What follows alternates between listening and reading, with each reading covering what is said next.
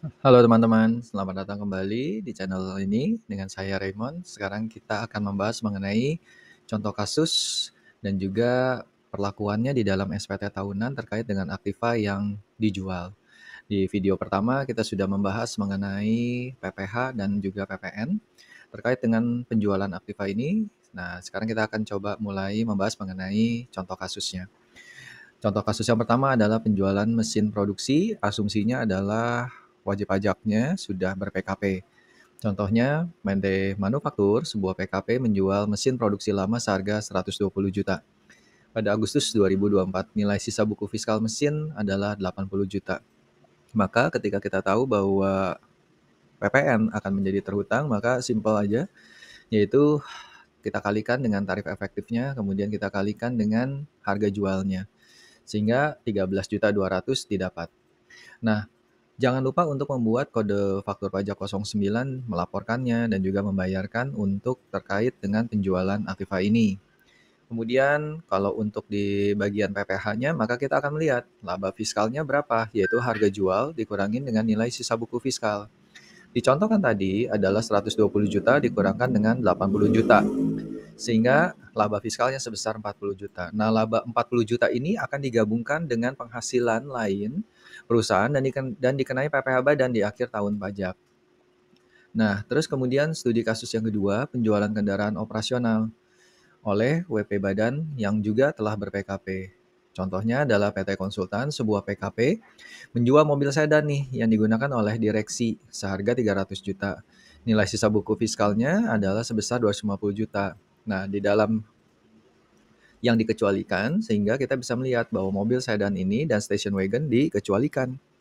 Sehingga PPN-nya tidak akan terhutang PPN sehingga penjualannya tidak terhutang PPN. Nah, kemudian di dalam analisis PPh-nya gimana? Masih sama, laba fiskal sama dengan harga jual dikurangin dengan nilai sisa buku fiskal.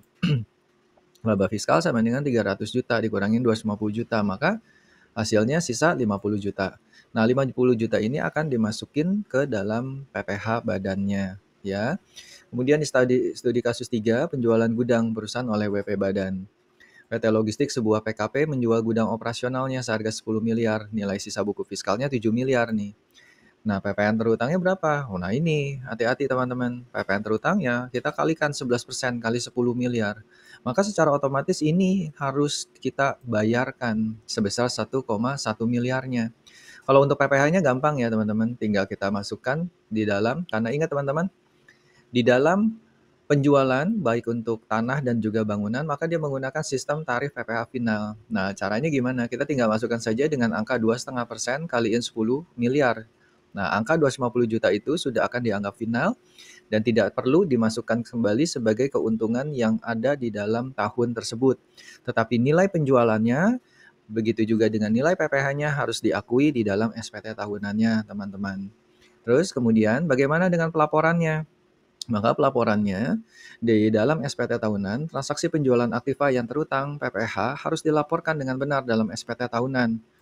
Untuk wajib pajak badan, laba atau rugi dari penjualan aktiva non-tanah atau bangunan akan dilaporkan dalam SPT tahunan PPh badan sebagai bagian dari penghasilan dan biaya operasional lainnya. Ingat ya teman-teman, lainnya.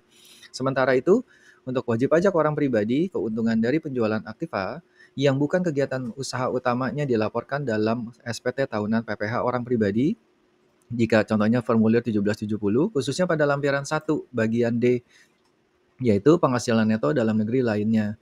Nah, ingat teman-teman, di tahun 2025 ini nanti kita akan laporkan bukan lagi menggunakan formulir 1770 tetapi akan menggunakan sistemnya Cortex. Nah, sebuah aspek penting dalam pelaporan SPT tahunan adalah pengisian daftar harta yang ada di dalamnya.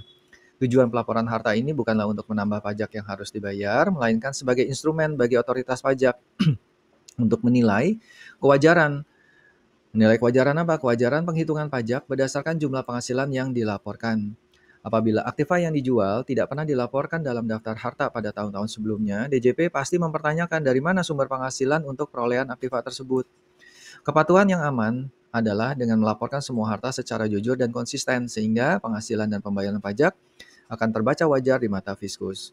Nah, kemudian kita akan melihat kembali untuk checklist kepatuhannya. Jadi teman-teman sudah pernah aku bahas sebelumnya. Untuk mengenai penjualan aktiva ini, maka ketika teman-teman melakukan penjualan aktiva, teman-teman lakukan dengan sistem flow seperti ini. Tentu, apakah status perusahaan situ sudah menjadi PKP atau belum? Jika memang sudah, lalu kemudian kita identifikasi jenis aktivanya. Apakah aktiva ini berupa tanah dan atau bangunan atau lainnya? Kalau lainnya, kita akan masuk kembali ke kaji pajak masukannya. Apakah pajak masukannya itu dapat dikreditkan atau tidak? Jika tidak dikreditkan, maka otomatis tidak usah terhutang PPN. Tetapi jika memang dia dapat dikreditkan, maka secara otomatis kita harus menghitung PPN-nya, ya. Kemudian hitung laba rugi fiskalnya juga. Jadi bukan cuma PPN-nya doang, tetapi kita langsung hitung laba rugi fiskalnya.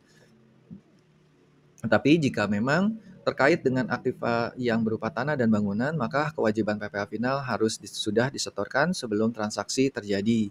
Nah, intinya teman-teman bahwa penjualan aktiva dan juga penjualan aktiva yang berupa non bangunan ataupun berupa bangunan, ketika seseorang sudah menjadi PKP, maka secara otomatis dapat dikenakan PPN. Nah, itu hati-hati teman-teman.